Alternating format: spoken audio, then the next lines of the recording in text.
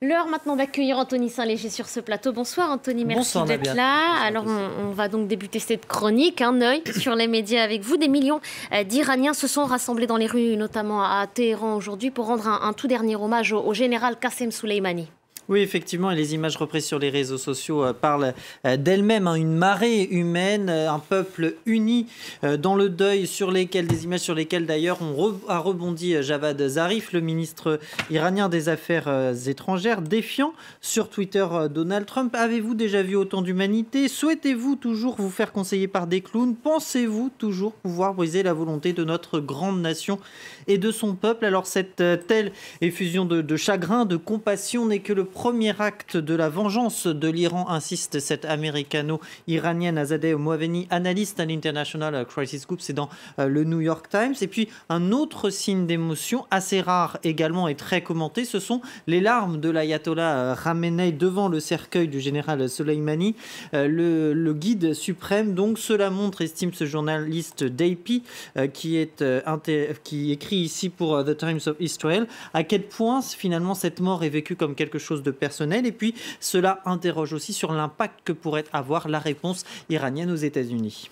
Et puis l'Iran, c'est aussi l'indignation parce que Donald Trump a menacé de frapper des sites culturels iraniens, 52 pour être même précis. Oui, effectivement, 52, comme les 52 Américains pris en otage, c'est la référence qu'il fait sur son compte Twitter. Alors cette telle menace sur l'héritage et le patrimoine ne fait qu'unifier davantage les Iraniens, souligne cette correspondante de The Independent. Et d'ailleurs, ils ont été nombreux à partager via ce hashtag Iranian Cultural Site, à défendre les différents sites culturels qui leur étaient chers pour diverses raisons. Ici, à Kashan, par exemple. Ici, les ruines de Persépolis ou encore la mosquée du Shah à Ispahan.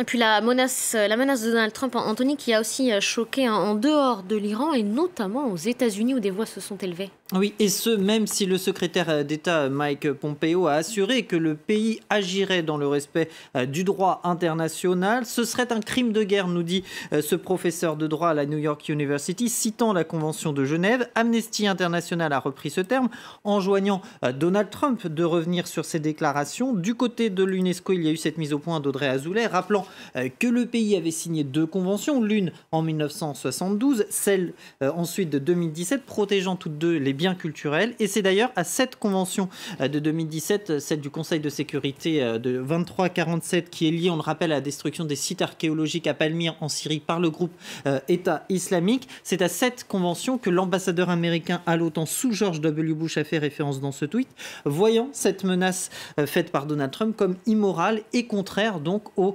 valeurs américaines. Alors si Trump ne s'intéresse pas aux lois, son ministère de la Défense et ses avocats le font. C'est en tout cas l'espoir de cet ancien conseiller à la sécurité de Joe Biden. Et puis la candidate à la primaire démocrate, Elizabeth Warren, assurait, elle, reprenant aussi le thème de crimes de guerre, que les Américains ne voulaient de toute façon pas d'une guerre avec l'Iran. Et ce week-end d'ailleurs, dans plusieurs villes, quelques centaines d'Américains ici à Chicago, à Philadelphie ou encore à New York ont défilé pour marquer leur opposition aux décisions trumpiennes en la matière. Voilà ce qu'on pouvait dire donc pour l'heure sur cette escalade entre les États-Unis et l'Iran. Et puis ce qui concentre aussi l'actualité, Anthony, ce sont ces incendies qui ravagent l'Australie depuis plus d'un mois.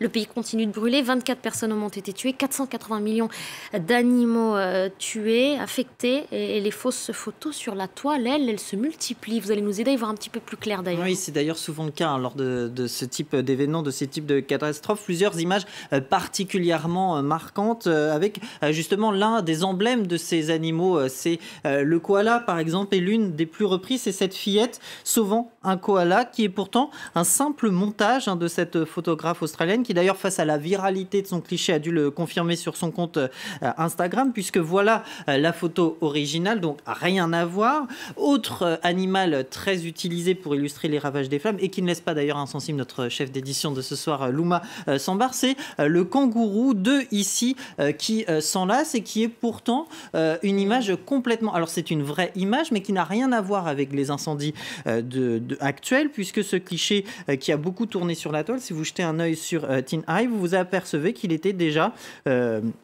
en circulation en 2010, en 2013, en 2014 et même en 2016. Et puis, un autre cliché extrêmement relayé, c'est celui-ci qui, contrairement à ce qu'on a pu lire, n'est pas une photo satellite prise à un instant T.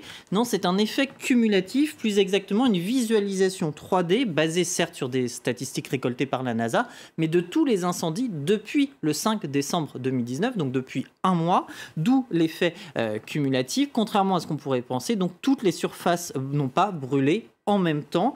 Et puis, une autre image impressionnante qui, cette fois, c'est d'ailleurs ce que précisait l'auteur de ce cliché sur son compte Instagram, une autre, et vous pouvez, j'ajoute, aller sur le site des observateurs pour avoir plus d'informations sur les différentes fausses informations qui peuvent circuler. Enfin, une autre image impressionnante, cette fois, d'un épais nuage rouge orangé, mais qui cette fois est vrai. C'est pris du cockpit d'un avion de l'Air Force australienne qui témoigne donc de l'intensité des feux et de la complexité de la tâche des sauveteurs, puisqu'on imagine que l'avion est censé mettre fin aux incendies qui l'entourent. Un personnel hautement entraîné et professionnel, mais pas toujours capable d'accomplir une mission du premier coup. Voilà comment a sobrement commenté sur Twitter cet Air Vice Marshal de l'armée australienne.